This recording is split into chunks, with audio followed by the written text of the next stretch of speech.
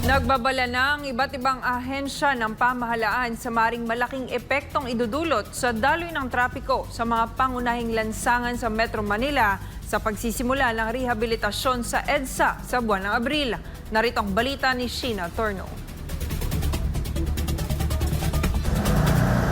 Isinasapinal na lang umano ngayon ng iba't ibang ahensya ng gobyerno ang mga plano nila para sa malawakang pagsasaayos sa EDSA. Ito'y matapos ang kanilang Metro Manila Council meeting kasama ang mga lokal na pamahalaan, Metropolitan Manila Development Authority o MMDA, Transportation Department at Department of Public Works and Highways o DPWH. Bigo man nilang ilatag sa media ang kanilang mga inisyal na plano, pero nagbabala ng DPWH sa maaring malaking epekto na idudulot ng rehabilitasyon ng EDSA sa daloy ng trapiko sa mga pangunahing lansangan sa Metro Manila. Bukod pa riyan, ang perwisyong mararamdaman din ng mga motorista at commuter. Ang DPWH po ang naatasan upang gawin natin at i-overhaul natin ang EDSA.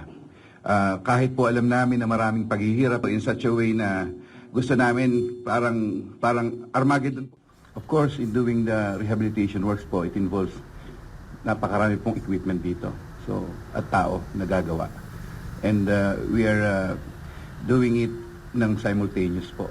To simply describe it po, tatanggalin po ang lahat ng konkreto, titingnan po namin ang base, lalagyan po namin, i-reconcrete po namin yan, i-ayos po namin ang base, and then aspaltuhin po namin. Kinonsulta na rin daw ng nasabing pagpupulong mga Metro Manila Mayor para ipaalam ang posibleng epekto sa kanilang mga lungsod. Ngunit hihintayin daw muna ang magiging tugon din ng mga LGU bago simulan ang proyekto sa una o ikalawang linggo ng Abril. Pero ang MMDA, alam naman po natin, major artery ito, magsasara tayo ng lane, mababawasan yung capacity ng EDSA. So, pinagpiplanuhan po natin yan, yung alternate routes. may 5 intervention daw ang MMDA upang matugunan ang issue sa trapiko sa pagsisimula ng EDSA rehab mula Pasay hanggang Caloocan. Kabilang dyan ang paglalagay ng signages para malaman ng mga motorista ang alternatibong ruta. Sa panig naman ng DOTR, tuloy-tuloy pa rin naman ang operasyon ng MRT-3 kung saan extended ang oras at nadagdagan na rin ng isang tren para mapabilis ang biyahe.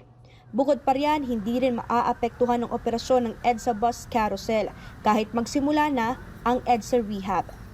Pagpasensyahan nyo na lang po talaga. Pinaplano to ng mabuti, hindi tayo pumapasok dito ng dagas-dagas o minamadali natin. Kung kailangan nating i-move ng konti ang pagpapagawa, gagawin natin yon. Huwag lang makompromiso yung buong plano. Para sa Diyos at sa Pilipinas kong mahal, ito si Sheena Torno, SMNI News.